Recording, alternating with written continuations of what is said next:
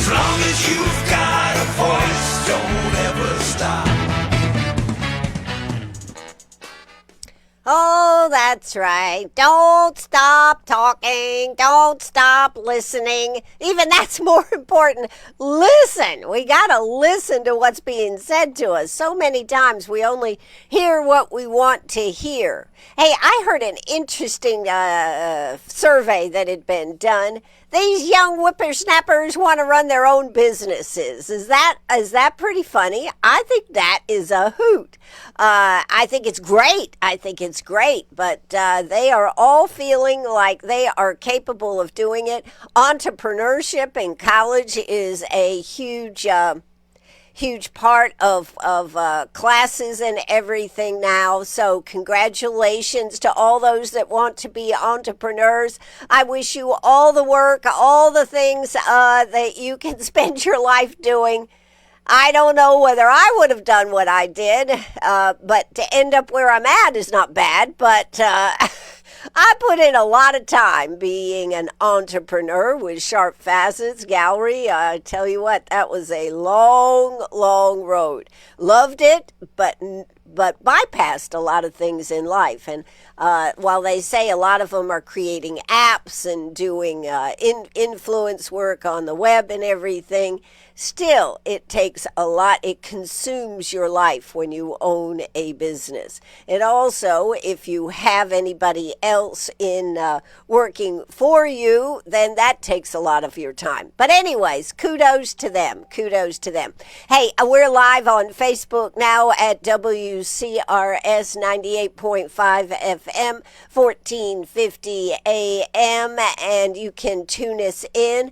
I am wearing a hat today in honor of the Festival of Flowers. If you'd like to get a free car wash, all you got to do, free Frank's car wash, all you got to do is slide over there and check it out.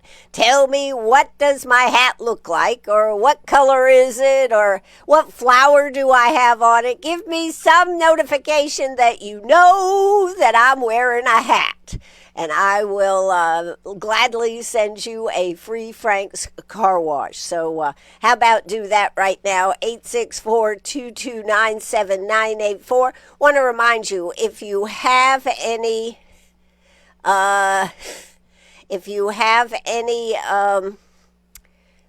comments or anything about today's show, all you have to do is either call and leave a message at 864-229-7984, or you can text me 864-229-7984. So that would be very helpful here today if you'd like to let me know what you think. So let me know what type of hat I'm wearing, what color it is, and that would be great. So what else is going on here today? Let's see. Am I on the air? Yes, we're on the air. Yes, everything seems to be working fine. We got a couple of people checking us out on Facebook Live. Hope you'll check us out and let me know what kind of hat I am wearing today. You could also tell me what kind of hat it is. Anything just to cue me in that I know you've seen me this morning. Good morning, wherever you are out there in the world. All right, let's get started with a few things. Looks like the rain's going to be out of here for this evening. That's going to be a good thing for Greenwood Performing Arts and the GPA's Greenwood Performing Arts. A Toast and a Taste, the Swinging Medallions, 3 other groups will be playing. I tell you what, it's nothing but a good time in Uptown Greenwood this evening.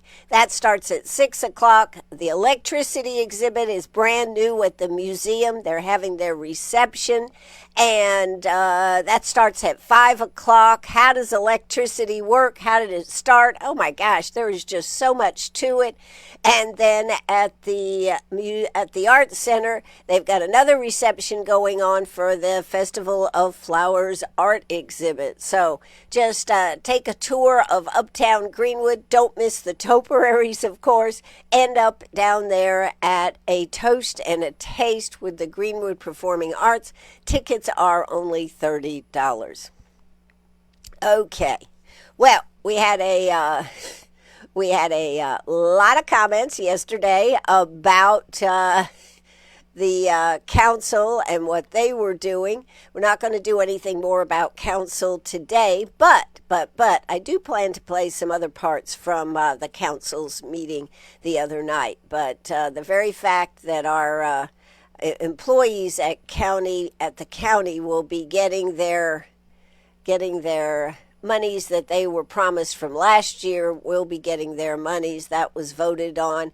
Although the budget has not been approved, they have one more reading on the 17th, I believe it is, before they will vote on it and make it final. So there may be some other changes, but I will say the amendment to pay the employees has been done. So now let's get started on what else is happening. I don't know if we've seen anything else, but a man located in connection with the Truett Avenue shooting. So a man connected to the shooting on Truett Avenue in Greenwood has been arrested. Jalen Keyshawn Carter was arrested and charged with attempted murder and possession of a weapon during a violent crime.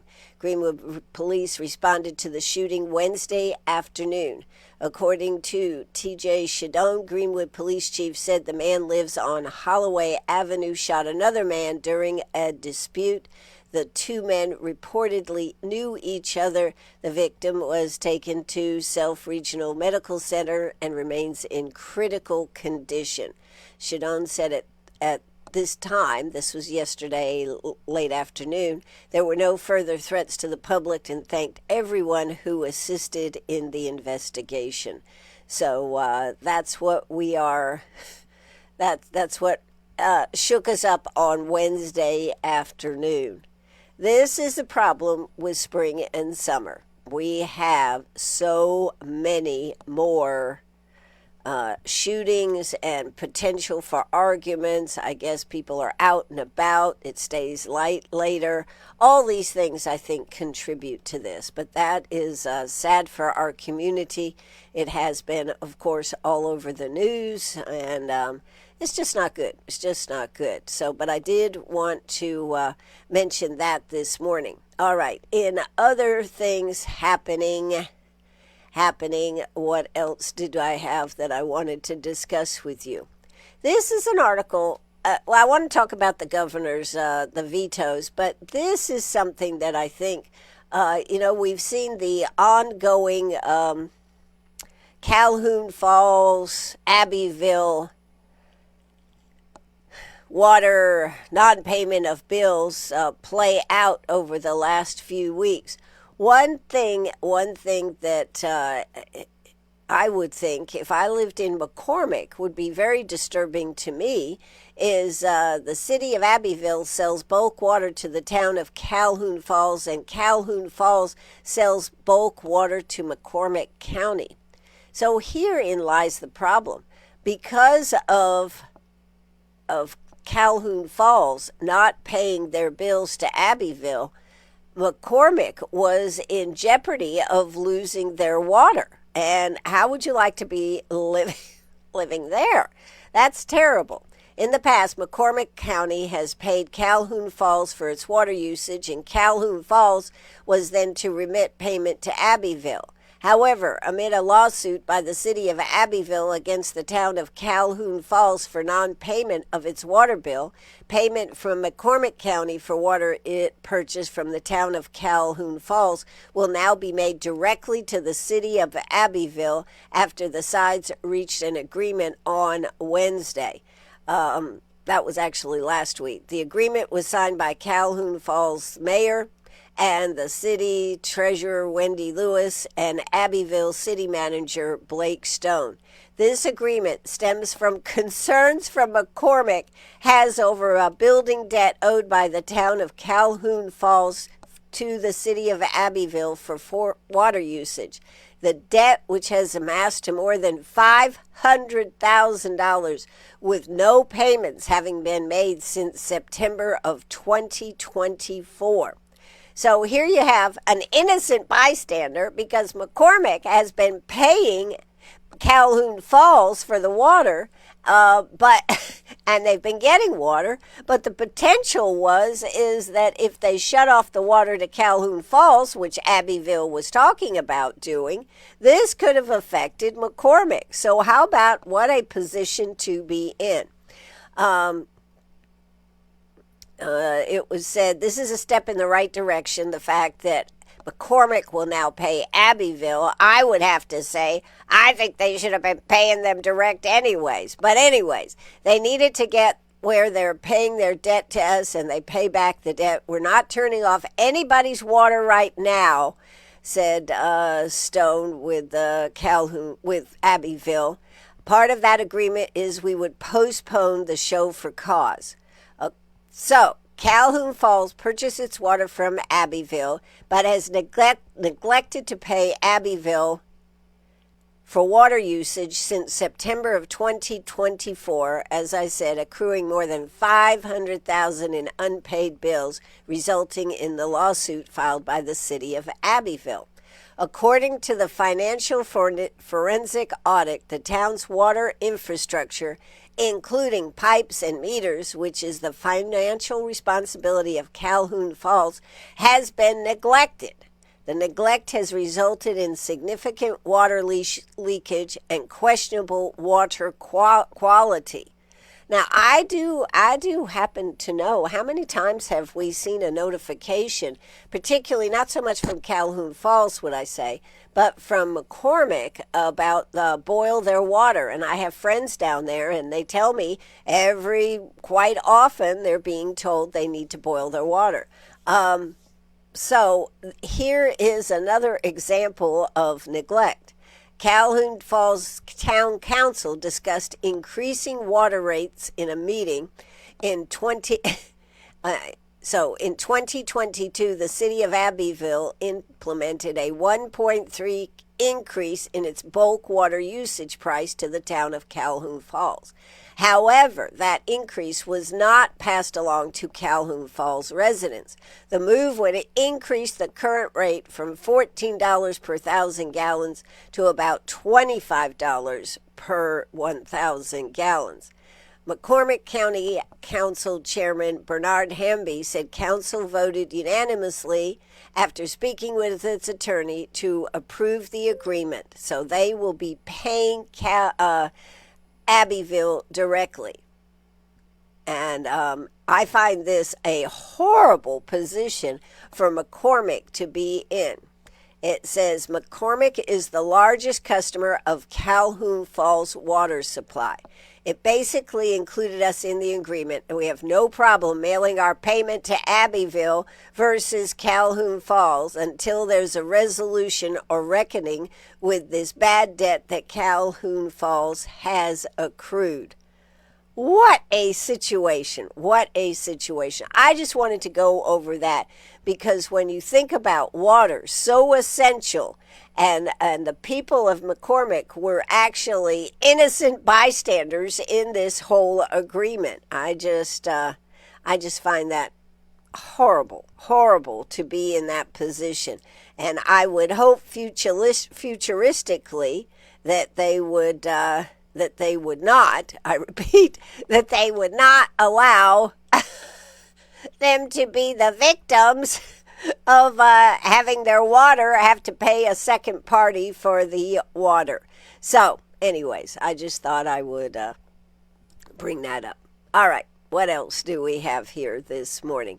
That was one topic I wanted to talk about. The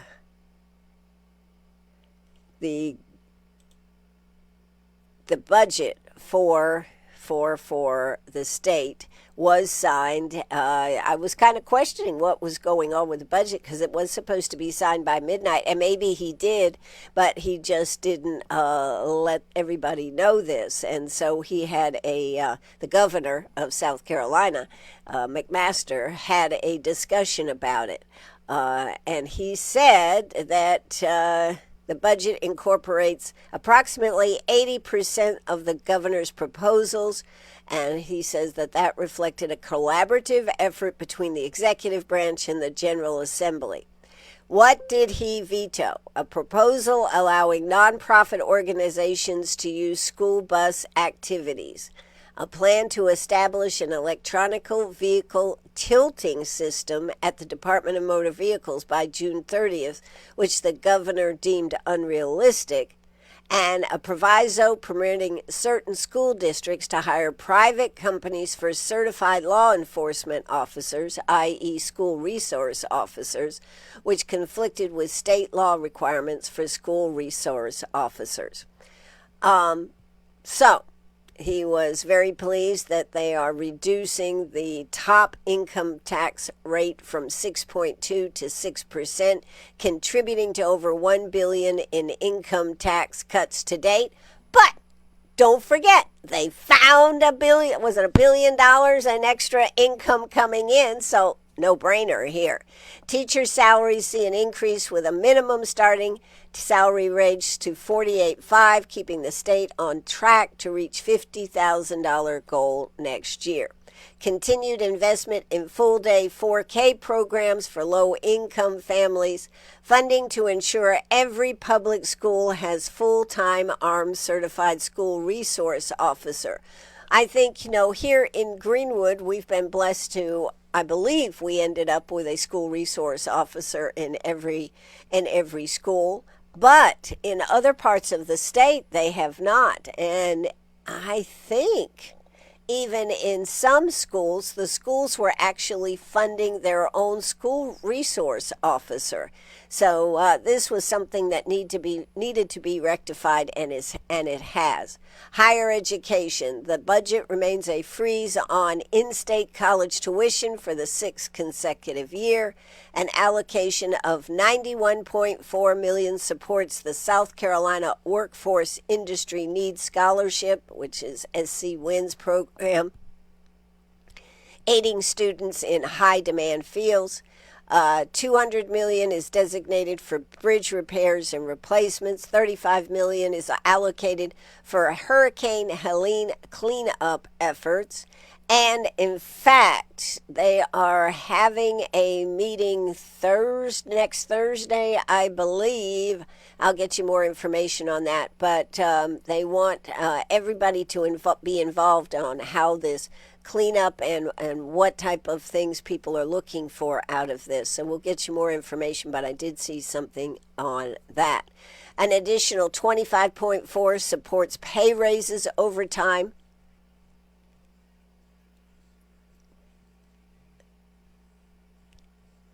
Oh, that's right. You are listening to WCRS radio right here in Greenwood. So they have done that. $25.4 million supports pay raises, overtime, and hiring of new law enforcement officers.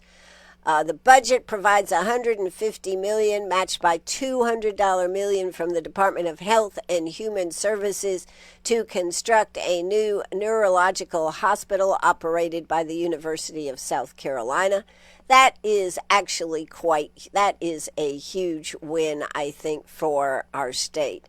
We need a place where people with neurological problems have a place to go, and we'll be finding out more about that. Also, a $60 million is allocated for the preservation and conservation of significant properties and flood mitigation efforts across the state.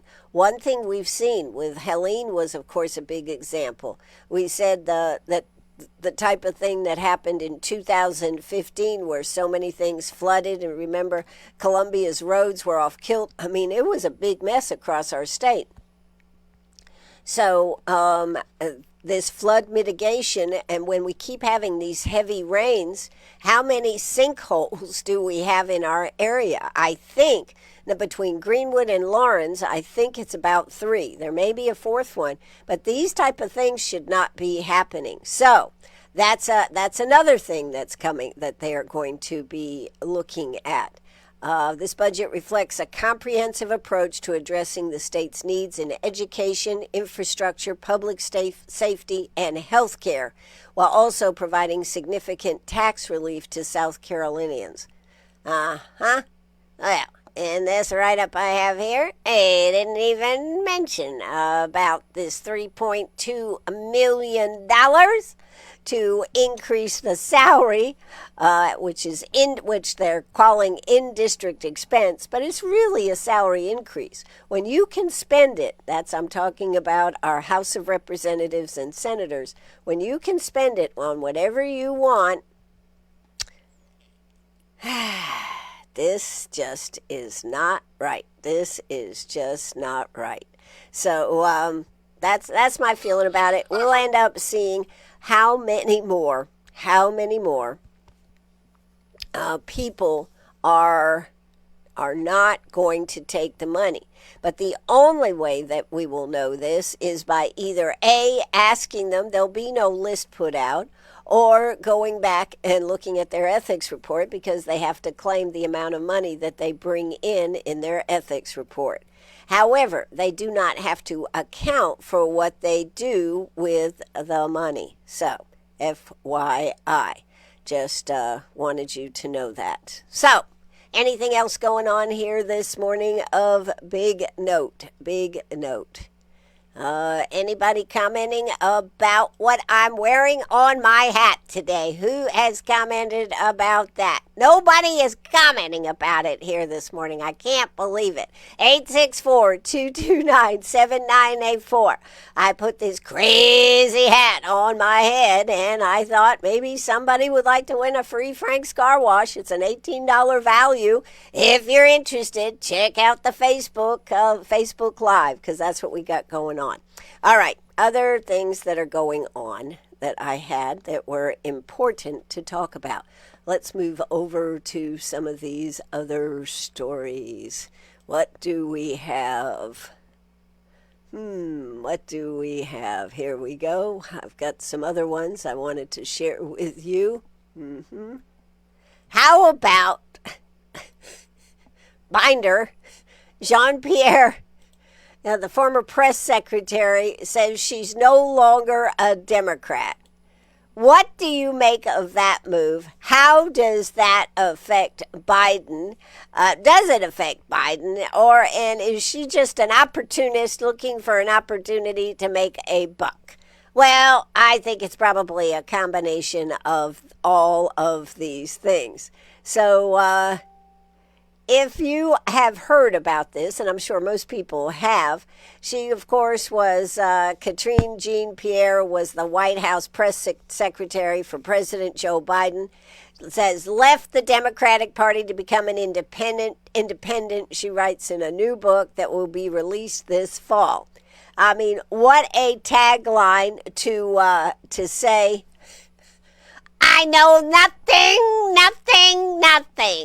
And did she really know nothing? How many times did she tell us that that old Biden runs circles around him and everything else? What kind of circles was he running? Around his desk like a 2-year-old, like they were trying to catch him and they couldn't catch him?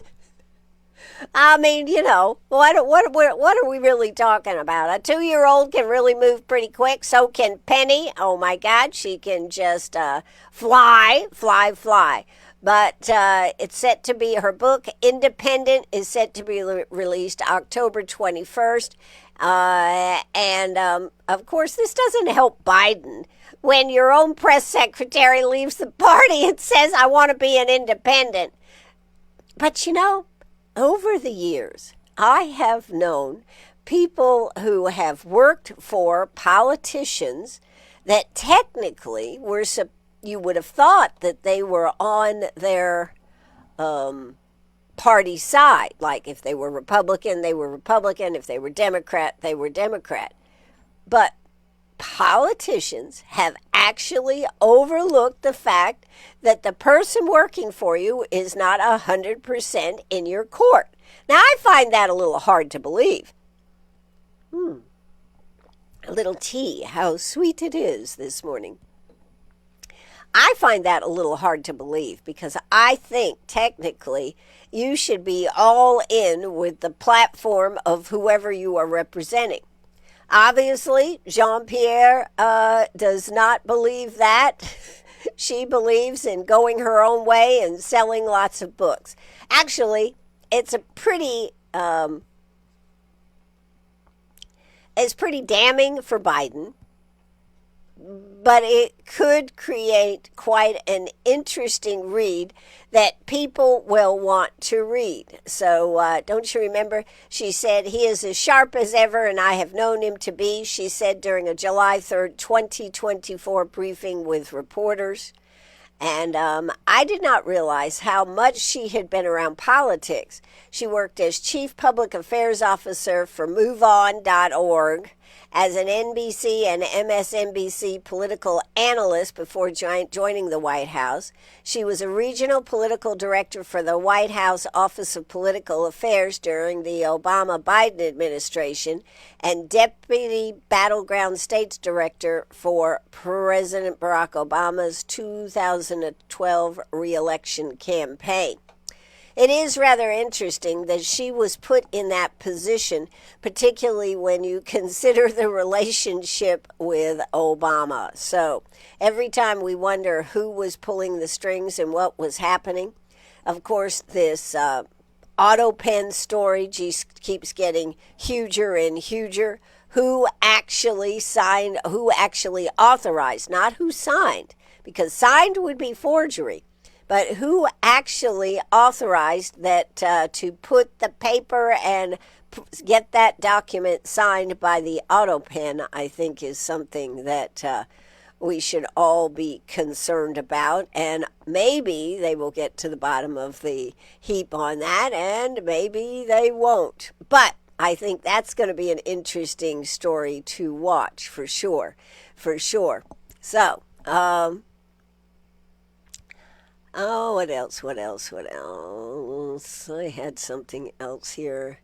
We've got the Superintendent of Education coming up near the end of the month. She is going to be on, I think it's the 25th maybe of June, 25th of June.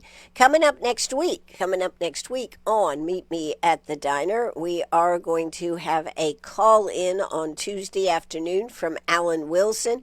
Then we're going to, for half an hour, and then we're going to follow it up with David Stumbo. That's on Tuesday's show, so you'll want to see that. You know, there's a lot of speculation that Alan Wilson is going to run for governor. There's a lot of speculation. In fact, some people say it's a definite that David Stumbo, our solicitor, is going to run for the position, the state's attorney for South Carolina. So we'll see where that goes. I will say that David does have good experience right here.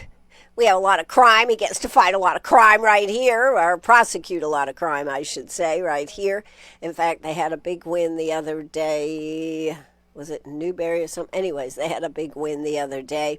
But the bottom line is he does have experience working in the state's attorney's office down there in Columbia. David Stumbo does. So I thought we'd put that together for a show. Next Wednesday, we have Anthony Price talking about something new that's going on over there. And Thursday, we'll have to see. I think we've got an interesting show for that. Coming up, still have a couple of places to fill, but coming up on the 19th, we're going to have a update from the county with Theo Lane and Toby Chappell. The county manager will be in studio here. That means that's a lot of work for me, but I'll be prepared. All right. So, also did want to let you know it is, what did I want to let you know?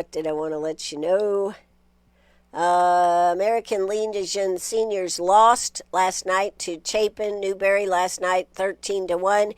Juniors make up a rained-out game with Clinton tonight at 6 p.m. That is out at Legion Field. So right out there at the, let's see, the Greenwood Recreation Center, a.k.a. the Wilbank Center, a.k.a. the old Civic Center site at the American Legion. So that is going on. Adults are 7, that's at 6 p.m. tonight. Adults are 7, 13 to 17-year-olds are $5, 6 to 12 is $1, under 6 is free. And they've got some good concessions over there, too. What did they say about their concessions? I thought that was... We have a very economical concession stand. We like to say we have the Augusta Masters concessions of Legion Baseball. There you go. That's what they're saying. Hot dogs, barbecue sandwiches, popcorn, pickles, candy, soft drinks, sweet tea, and other items. So that is what is going on out there at Legion Field this evening. That is right here in Greenwood. That is at 6 p.m. So, and don't forget, coming up this weekend on Saturday will be what? Oh, yeah, it's Kids Fest, Ann. It's Kids Fest. And tomorrow at the marketplace is the craft show, Friday and Saturday.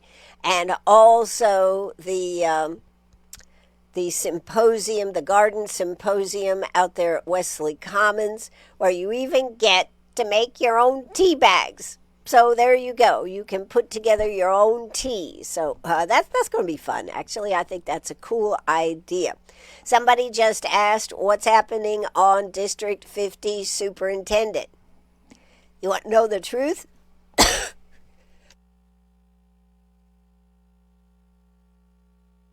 Excuse me.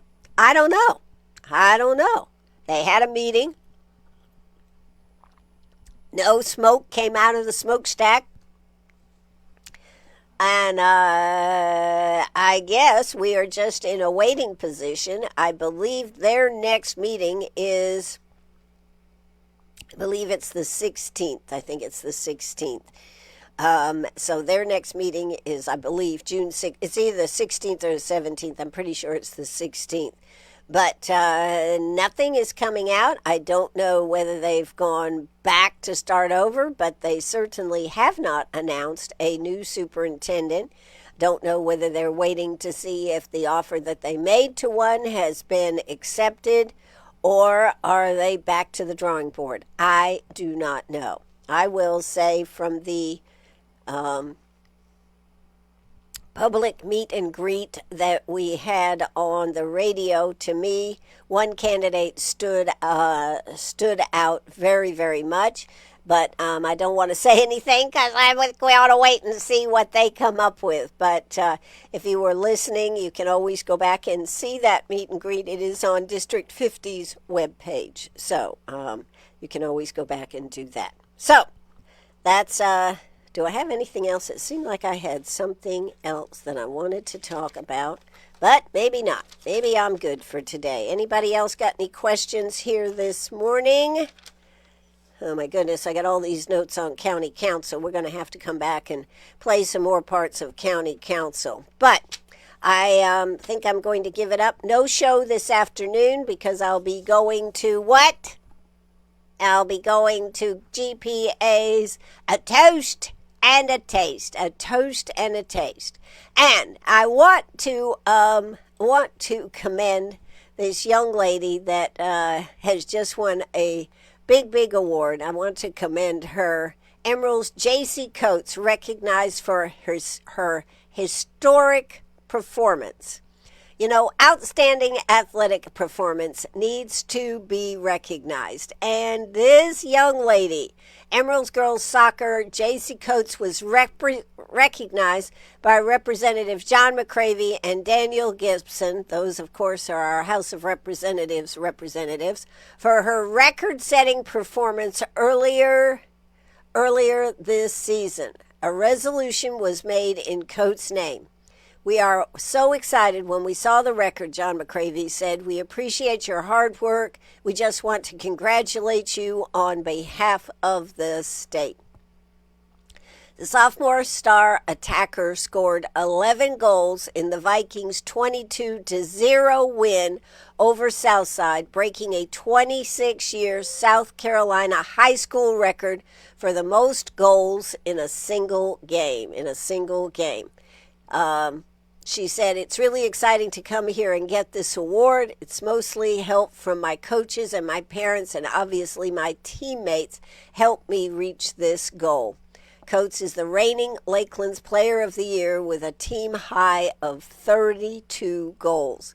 The work put in by Coates to etch her name in state history is incredibly impressive. Practicing with her team almost every day during the season and 4 days a week with her club squad. She also trains by herself at the Greenwood Civic Center. She also has private training. "I started playing when I was 3, and I've loved it ever since. This is really just an exciting day." And I wanted to congratulate her for her exciting day and her win. So, and by the way, JC is also going to Texas with the Toros. You know, they leave, I think, is it next Wednesday? And this is huge. I mean, I don't think we give enough credence to some of the great things that happen right here in our community, particularly in sports. Oh, we're all about the football, and football is great. But we have women wrestlers now that are pretty huge. I probably need to put a little more effort into knowing more about this. I'm just not really that much into sports. I appreciate it, but I just don't know that much about it. But the girls, the Lakeland Soccer Club Toros, the girls team, are, this is, what age group is going on this? It's pretty cool. Pretty cool. Let me see. I had the information back here. So this is darn cool that this Toros girls team is going to Texas next week. They will be there. Let's see. I think I've got some information right here. The Toros Soccer Club, also known as the PMSL President's Cup State Champions, they are going. And get this, if they win in Plano, Texas, and there's quite a group of them going, not only the girls teams that just won, but teams that won last fall that have had the opportunity to raise funds and everything. The girls' teams just won maybe a month ago now, and they've been scrambling to raise the funds to be able to go on this trip because they have to go, I think it's right at a week that they'll be gone. But here's the deal. If they win, and I sure hope they do win, they will be going to Florida 2 weeks later. So this is huge. The 2009 girls, Coach Hughes is the group, is part of this group too. So I am just excited for them. I think this is going to be a great experience, but it's also it is a huge undertaking to take a group of students. You know, we talk I like to talk all the time about what they have done over the Due West robotics team and how every year it is a big deal to take these kids, and it's a big undertaking to do it. So JC is going to Texas with the Toros. The 2009 girls group under, I guess, Coach Hughes, the 2011 girls, Coach Bass, and the 2000 boys under Coach Vajan. So those 3 teams all won their divisions, and they are going to Texas. Now, I guess if any of them win, now, I mean, this would be a big lift, but if any of them win, they will be going to Florida for 2 weeks later. So if you are interested in helping the Toros in any ways, whether it's the boys or the girls, those 2007, I believe that has to do with their birth date. Am I right on that? That's their birth year. 2007 boys, the 2011 girls, the 2009 girls, all are going to Texas. They all won their championships, and that's huge. So kudos to all the young people out there playing soccer. I'm going to tell you the truth. When I was growing up, soccer was not a thing. I can remember, and it's really weird that I remember this, my dad played soccer, and I think we were visiting my grandmother in Massachusetts, and I don't know, what was I, 5, 6, maybe 7, but I think 5 or 6. And he took, and I only went with him, so I'm thinking maybe so, because my sister and brother were both younger. So he wanted to go watch a soccer game. Evidently, when he was in school, he had played some soccer, but it wasn't anything that was at the high school level or that popular. So we went and watched soccer, and of course, the most thing that stood out in my mind as a 5 or 6-year-old was nobody could touch the ball, right? Nobody could touch the ball. But soccer was never on much radar until the last 30 years maybe? I don't know. But a long time ago, soccer just was very odd, very odd. But I remember that as an experience with my dad going to watch this.